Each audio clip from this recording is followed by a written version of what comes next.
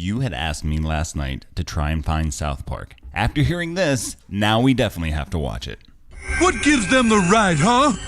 I mean, some big company came and dumped a bunch of scooters everywhere without asking anyone if it was okay.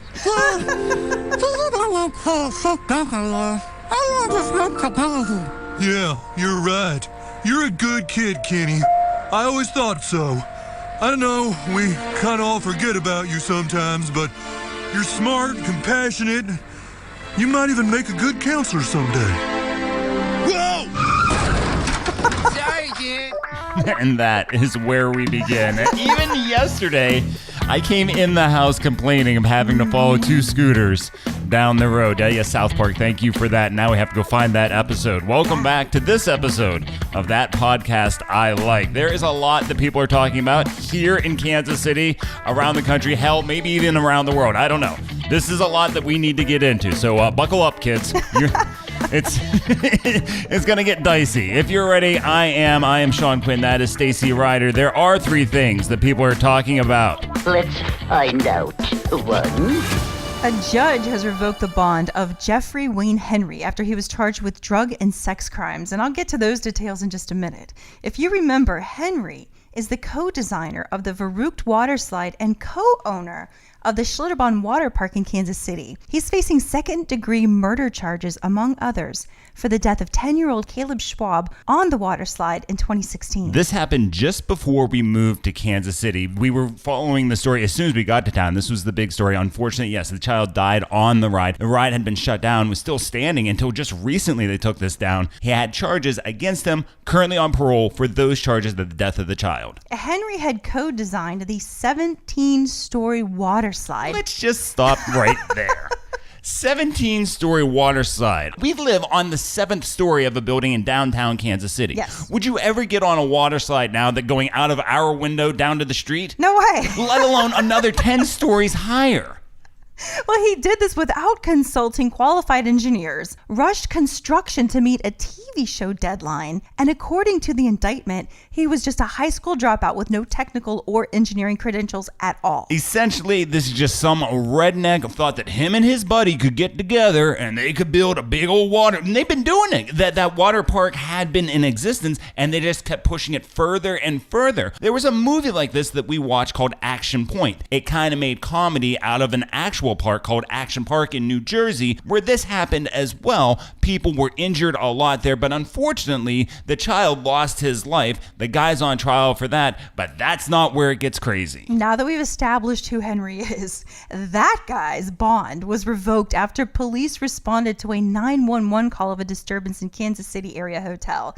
According to the court documents, investigators eventually learned that Henry had arranged through a human trafficker for a woman to be brought to his hotel room for sex for $400 in cash. Were you just ordering a hooker from the Yellow Pages? But he eventually ended up only giving them $240 in cash and then paid for the remaining part with 10 Schlitterbahn water park all-day passes. Somewhere between club slut and actual hooker. He denied knowing about the drugs until they DNA matched him too. 18 hypodermic needles, a bottle with 16 pills, some type of pressure gauge on one end, and 61 grams of meth. Hire a hooker. Let's get crazy, get some coke. Now that's Pat O'Brien. That is what I've done so much research. You can't imagine how many references to hookers there are on the internet, but that's one of my favorite ones. Pat O'Brien from CBS Sports at one point. Hire a hooker. Let's get crazy, get some coke. All right, go ahead. We'll get back to the story in Kansas City. One of Henry's attorneys told the court that while Henry had mental issues, he is being treated for depression. How does that work? They find all this meth in the hotel room. The guy is trying to get a hooker. What do? Take 2 meth and call a hooker in the morning? Next. Dutch installation artist Julian Hetzel has made Schuldfabrik, a new type of... Did you just swear at me? What was that? Schuldfabrik. Schuldfabrik. What is Schuldfabrik? It's a great term. Schuldfabrik is a new type of beautiful soap produced from the donated fat of liposuction patients. This is exactly like Fight Club. Tonight, we make soap. Really? To make soap, first we render fat. The salt balance has to be just right, so the best fat for making soap comes from humans. Wait, what is this place? A liposuction clinic. Aha, pay dirt. richest, creamiest fat in the world. Fat of the land.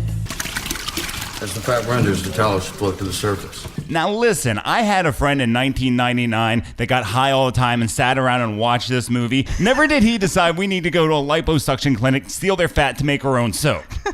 Well, they say it looks like soap, functions like soap, but it is art and available for $32. I feel stupid when I'm paying $7 a bar for rosemary mint from Zoom. I don't want to pay $32 a bar for something actually made from rosemary.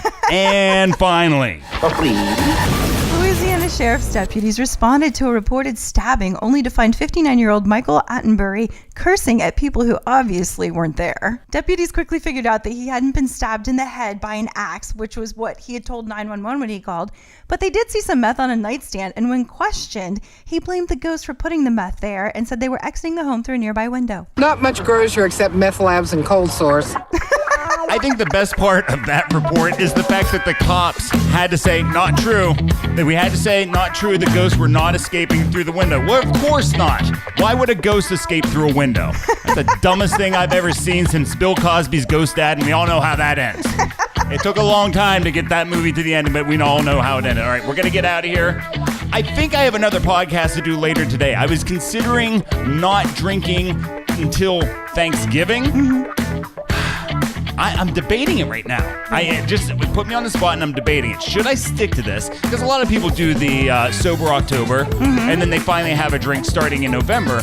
I don't know if I can go 31 days, but can I go 23 or whatever it is until Thanksgiving? And cross country. Oh, yeah, that's going to be coming up as well very soon. We will be moving cross country, so we'll have details on that and a whole lot more. Subscribe here and just join us again tomorrow. You know we love you. Oh, yeah, and about all those hooker references, show us a hooker! Put the hooker in the closet. You are a smelly pirate hooker. Was it a hooker? I can do hookers. Congratulations. I think you'll make a great hooker. You little meaty fat hooker. You don't get a lot of hugs from an alcoholic hooker. Oh, good. My hooker's here. Hooker meat pudding. People always tell me that we look exactly the same. Do people ever tell you you look like a daytime hooker? Nobody wants to see an old hooker. Shut up, hooker! For your information, those were hooker boobs. I love it, man. You're going to listen to so much bullshit in the morning. Well, trust me, I'll give you your fair share, just the right amount.